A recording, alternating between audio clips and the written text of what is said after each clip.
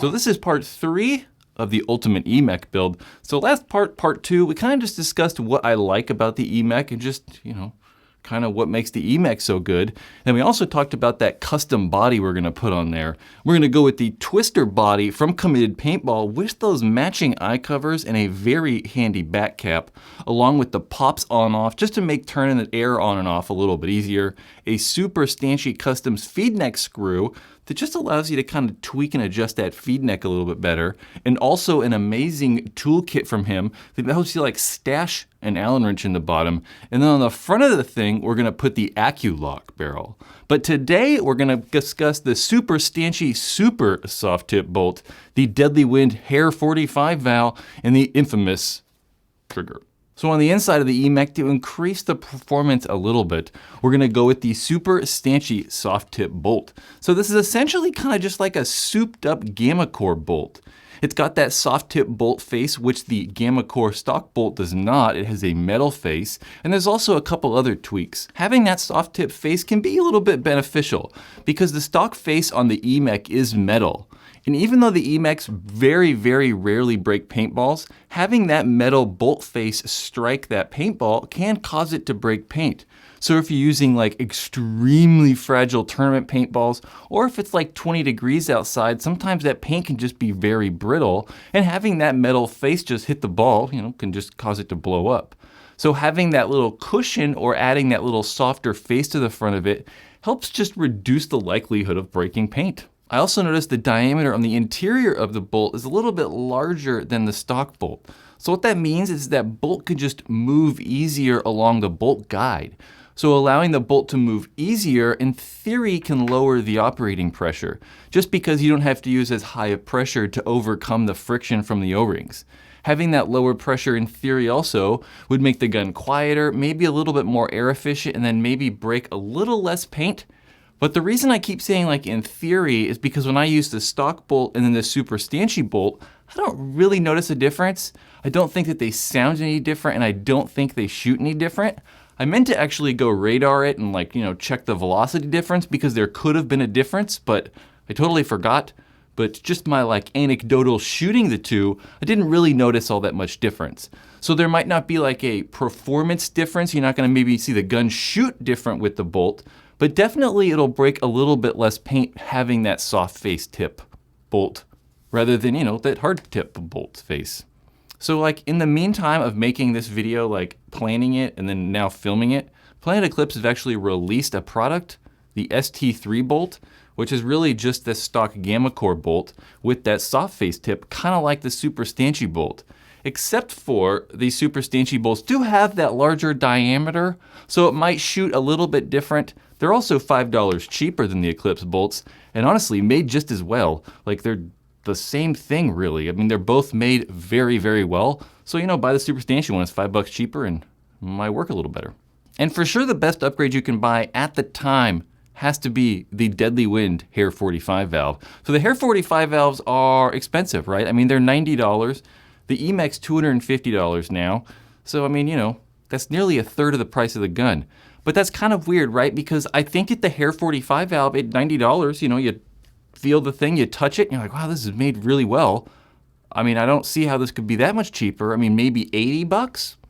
But the problem really is not that the hAir45 valve is expensive. It's just that the Emek is such a good value. It just makes all these upgrades kind of seem expensive. But if you want the Emek to shoot as fast as possible and have the highest rate of fire as possible, the Deadly Wind hAir45 valve is kind of required. To improve the rate of fire on most mechanical paintball guns, you really need to do two things. You need to make the trigger pull shorter, so it's just, you gotta pull the trigger less distance, and you have to make the trigger pull lighter, so it's just easier to pull. And Deadly Wind have accomplished both of those things with that hAir45 valve. They've made the trigger pull 4 times shorter and made the trigger pull 5 times lighter. Those seem like bold claims, and it really does seem like they've accomplished that, but it's a little bit hard to kind of test those things. But it is crazy short. Most electric guns, I mean, you can make the trigger pull 2 millimeters, and that hAir45 valve really does kind of seem like it's anywhere between 4 and 5 millimeters. It's pretty wild. I mean, you can make it just as light and pretty much just as short as most electronic guns. But I actually don't like that. I actually prefer to have the trigger pull to be about 10 millimeters, we'll say, maybe double the shortest distance, because I can find, I don't know, I can just feel it better, right? Like I can find that sweet spot and, I don't know, just seem to shoot them a little bit quicker. So even though you can make the trigger pull extremely short, I think I prefer it a little bit longer, but I definitely like the lightweightness of it. I take the spring out and just use it no spring, just that hAir45 valve, and it is crazy, crazy lightweight. I can probably increase the rate of fire, I don't know, with myself, maybe 20 to 30% more rate of fire, something like that. Although I still can't shoot that fast. I mean, the stock Emek, I'm probably like 6 balls a second, somewhere around there. And I can maybe hit 9 or 10 with the hAir45 valve and my infamous trigger tuned up. So it can shoot much, much quicker than the stock one. And speaking of that infamous trigger, you kind of do need an aftermarket trigger with that hAir45 valve to kind of achieve ultimate rate of fire. So that hAir45 valve just allows the gun to shoot quicker, but you still have that very long trigger pull. So you need to replace it with something like that infamous trigger. And the infamous trigger is, you know, an aftermarket trigger. I mean, we've been seeing aftermarket triggers on paintball guns for a very, very long time. And this is just a really good trigger. I mean, it's made extremely well. I like really all the new products from Infamous. It does have ball bearings, which make it a little bit smoother than that stock trigger. It's 3-way adjustable. And I just like the little details on this thing. They put the little skull logo right on the front. And even the push pin that the trigger like pivots on has that cool little skull on it. It's just really nice, and I like these little touches on the Infamous trigger. I've always liked the way these feel. I'm really a fan of the big rounder triggers, not the triggers that are really flat.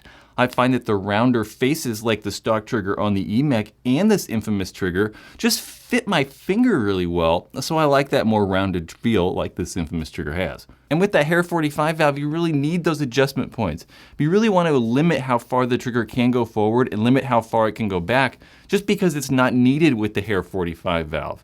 But with the Infamous trigger, you can also adjust the activation point of that valve to just kind of tweak where you want the gun to shoot. So you could actually adjust it to shoot a little bit maybe more in front of the trigger pull or a little bit further back in the trigger pull, and just kind of tweak it how you'd like, kind of like you'd do with an electric gun. Infamous triggers are $47, so they're like, you know, $15 to $20 more than maybe some of the cheaper triggers you can get for the Emek, but it's made very, very well. Comes in a bunch of different colors, is going directly to support a professional paintball team, Infamous, which is really cool, I think. So Infamous triggers, you can get them all over the place, or a link in the description of this video. So that's part 3, Ultimate Emek build. Kind of discussed, you know, performance things. We got that hAir45 valve in there, that super stanchy bolt, and then that adjustable Infamous trigger. Part 4, I don't know, we're gonna kind of probably do a little bit of a recap, maybe recap some of the stuff we talked about in part 2, recap maybe a little part 3, go to the paintball field, shoot this thing, and then I think maybe let some other people shoot it and compare it directly to a stock Emek. And just ask those people if we're crazy for spending $1,000 on upgrades.